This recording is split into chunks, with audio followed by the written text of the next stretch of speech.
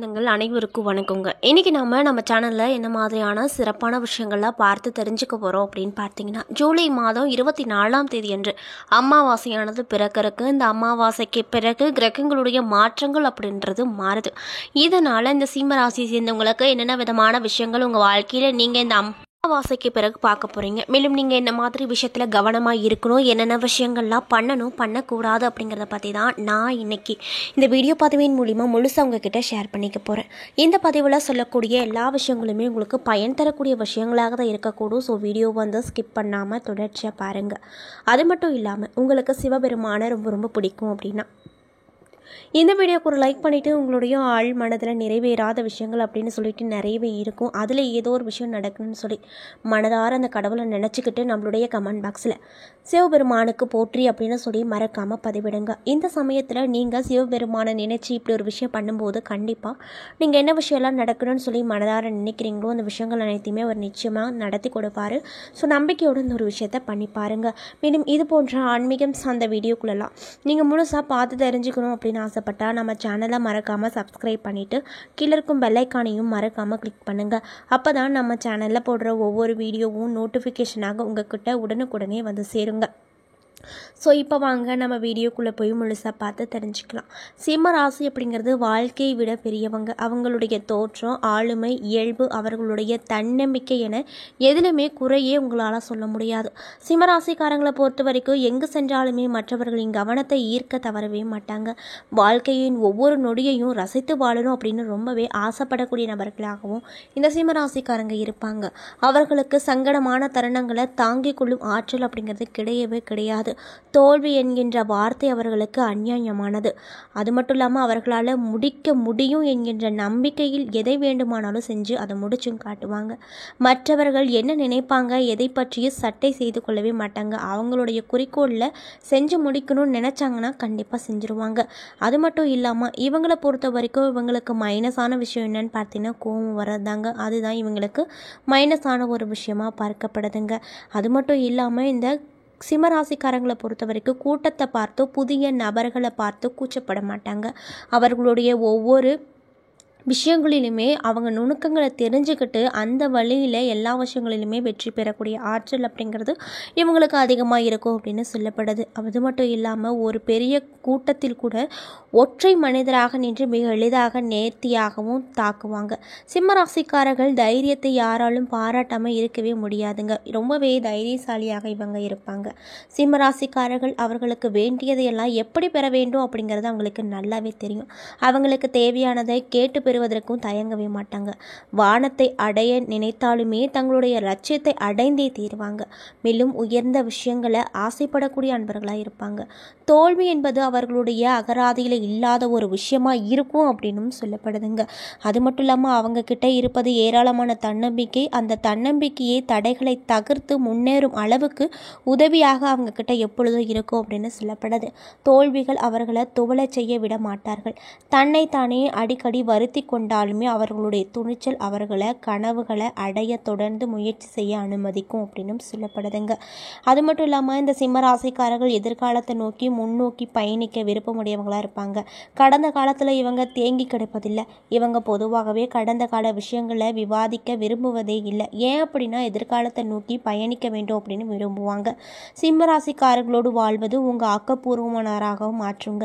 மகிழ்ச்சியான நிறைவான வாழ்க்கையாகவும் உங்களுக்கு கண்டிப்பாக இருக்கும் அப்படின்னு சொல்லப்படுதுங்க.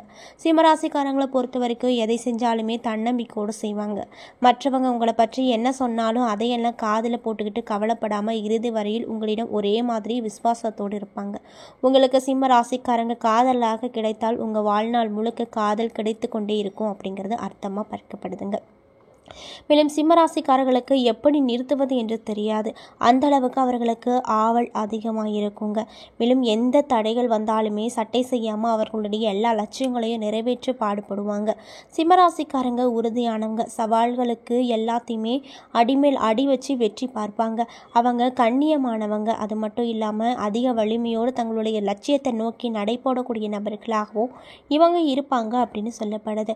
இப்படிப்பட்ட அன்பு நேயர்களுக்கு இந்த காலகட்டம் காலகட்டம் அப்படிங்கிறது என்னென்ன விதமான விஷயத்தை கொடுக்க போகுது அப்படிங்கிறத பற்றி தான் நான் இந்த பதிவின் மூலியமாக உங்ககிட்ட முழுசாக ஷேர் பண்ணிக்க போகிறேன். இந்த பதிவில் சொல்லக்கூடிய எல்லா விஷயங்களுமே சிம்ம ராசி அன்பு நேயர்களுக்கு ரொம்பவே பயன் தரக்கூடிய விஷயங்களாக தான் இருக்கக்கூடுங்க.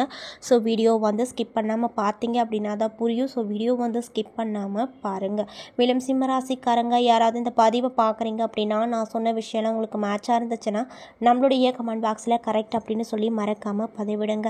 மேலும் இது போன்ற ஆன்மீகம் சார்ந்த வீடியோக்களெல்லாம் பார்க்கணுன்னா மறக்காமல் நம்ம சேனலை சப்ஸ்கிரைப் பண்ணிவிட்டு பாருங்கள். மாத கிரக நிலைகளை ஆராய்ந்து பார்க்கும்போது மாத தொடக்கத்தில் உங்களுடைய ராசிநாதன் அப்படின்னு சொல்லக்கூடிய சூரியன் விரயஸ்தானத்தில் இருக்கார். எனவே விரயங்கள் கொஞ்சம் அதிகமாக தான் இருக்கும். ஏற்றமும் இறக்கமும் கலந்த வாழ்க்கை அப்படிங்கிறது இந்த அமாவாசைக்கு பிறகு உங்களுக்கு இருக்க போகுது அப்படின்னு சொல்கிறாங்க. எதிர்பார்ப்புகள் நிறைவேறுறதில் எண்ணற்ற தடைகள் சேரும். கொடுக்கல் வாங்குதலில் ஏமாற்றங்கள் வரக்கூடும். அப்படிங்கிறதுனால கொடுக்கல் வாங்குதல் விஷயத்தில் நீங்கள் ரொம்ப கவனமாக இருக்கணும். அது மட்டும் இல்லாமல் எல்லா விஷயத்துலையுமே மிகுந்த கவனம் தேவைப்படும் நேரமாக உங்களுக்கு இந்த காலகட்டம் அமைஞ்சிருக்கு. அதே போல் ஆடி மாதம் 10ஆம் தேதி மிதுன ராசிக்கு சுக்கிரன் செல்ல போகிறாரு. உங்கள் ராசிக்கு 3 மற்றும் 10 ஆகிய இடங்களுக்கு அதிபதி தான் சுக்கிரன். தொழில் ஸ்தானாதிபதி சுக்கிரன் லாபஸ்தானத்திற்கு வரும்போதோ தொழிலில் முன்னேற்றம் அதிகரிக்கும். புதிய ஒப்பந்தங்கள் வந்த வண்ணமாகவே இருக்கும். இதனால் ரொம்ப மகிழ்ச்சிகரமாக இருப்பீங்க. புதிய கிளை தொழில் தொடங்க சூழ்நிலை கூட ஒரு சிலருக்கு ஏற்பட போகுது. எதையும் திட்டம் போட்டு செய்து வெற்றி காணும் விதத்தில் சுக்கிரன் சஞ்சரம் அமைஞ்சிருக்கு. மேலும் வெளிநாடு செல்ல முயற்சித்தவர்களுக்கு அந்த விஷயங்கள் நடக்கும். உத்தியோகத்தில் இருப்பவர்களின் விருப்ப ஓய்வு பெற்றுக்கொண்டு வெளியில் சுயதொழில் தொடங்கலாமா அப்படின்னு நினைத்தவர்களுக்கு அதுவும் கைகூடி வரும். வருமானம் பெருகும் நேரமாக உங்களுக்கு இந்த நேரம் அமைஞ்சிருக்கு. மேலும் ஆடி மாதம் 13ஆம் தேதி கன்னி ராசிக்கு செவ்வாய் செல்ல போகிறாரு. உங்களுடைய ராசிக்கு 4 மற்றும் 9 ஆகிய இடங்களுக்கு அதிபதி தான் செவ்வாய். அவர் 2வது இடத்திற்கு வரும்பொழுது இனிய பலன்கள் ஏராளமாக நடக்கும். குறிப்பாக இடம் பூமி வாங்கும் யோகம் கிடைக்கும். எதிர்கால நலன் கருதி நீங்கள் எடுத்து வைக்கக்கூடிய முயற்சிகள் எல்லாவற்றிலுமே வெற்றி கிடைக்கும். பண தேவை உடனுக்குடன் பூர்த்தியாகும். பணிபுரியும் இடத்துல உங்கள் திறமைக்குரிய அங்கீகாரம் கிடைக்குங்க. நினைத்ததை நினைத்த நேரத்தில் சாதித்து காட்டுவீங்க. இதனால் ரொம்பவே மகிழ்ச்சிகரமாக இருப்பீங்க அப்படின்னு சொல்லப்படுதுங்க. சொத்துக்களால் லாபம் கிடைக்கும். ஏற்கனவே குறைந்த விலைக்கு வாங்கி போட்ட இடம் இப்பொழுது நல்ல விலைக்கு விற்று லாபத்தை பார்ப்பீங்க. மேலும் ஆடி மாதம் 18ஆம் தேதி கடக ராசிக்கு புதன் செல்ல போகிறாரு. உங்கள் ராசிக்கு 2 மற்றும் 11 ஆகிய இடங்களுக்கு அதிபதி தான் புதன். அவர் விரயஸ்தானத்திற்கு வரும் இந்த நேரம் விரயங்கள் கொஞ்சம் கூடுதலாக தான் இருக்கும். நினைத்தது ஒன்று நடப்பது ஒன்றுமா இருக்கக்கூடும். வளர்ச்சி பாதையில் குறுக்கீடுகள் வரும். வருமானம் ஒரு வழியில் வந்தாலுமே திடீரென செலவுகள் அப்படிங்கிறது வருங்க. மேலும் வீண் விரயங்கள் இருந்து விடுபட சுப விரயங்களை மேற்கொள்வது நல்லது. வீட்டிற்கு தேவையான விலை உயர்ந்த பொருட்களை வாங்குவீங்க. கட்டிய வீட்டை பழுது பார்ப்பது, பிள்ளைகளின் கல்யாணத்தை முன்னிட்டு சீர்வரிசை பொருட்களை வாங்குவது போன்றவற்றில் ஆர்வம் அதிகமாக நீங்கள் காட்டுவீங்க அப்படின்னு சொல்லப்படுது. உத்தியோகத்தில் இருக்கக்கூடிய சிம்ம ராசி அன்பர்களுக்கு இந்த ஆடிக்கு பிறகு எப்படி இருக்கும், அதாவது இந்த அமாவாசைக்கு பிறகு எப்படி இருக்குன்னு பார்த்தீங்கன்னா திடீர் இடமாற்றம் சேரும். உங்களுக்கு இடையூறு செய்த மேலதிகாரிகள் மாற்றப்படுவார்கள். பொது வாழ்வில் ஈடுபட்டு இருக்கக்கூடிய சிம்ம ராசி அன்பர்களுக்கு இந்த காலகட்டம் எப்படி அமைஞ்சிருக்குன்னு பார்த்தீங்கன்னா தடைகள் அதிகரிக்கும். தொழில் மற்றும் வியாபாரம் செய்பவர்களுக்கு பங்குதாரர்களால் தொந்தரவு உண்டாகும். உத்தியோகஸ்தாரர்களுக்கு திறமைக்குரிய அங்கீகாரம் கிடைக்காது. கலைஞர்களுக்கு அதிக பிரயாசையின் பெயரில் ஒப்பந்தம் அமையும்.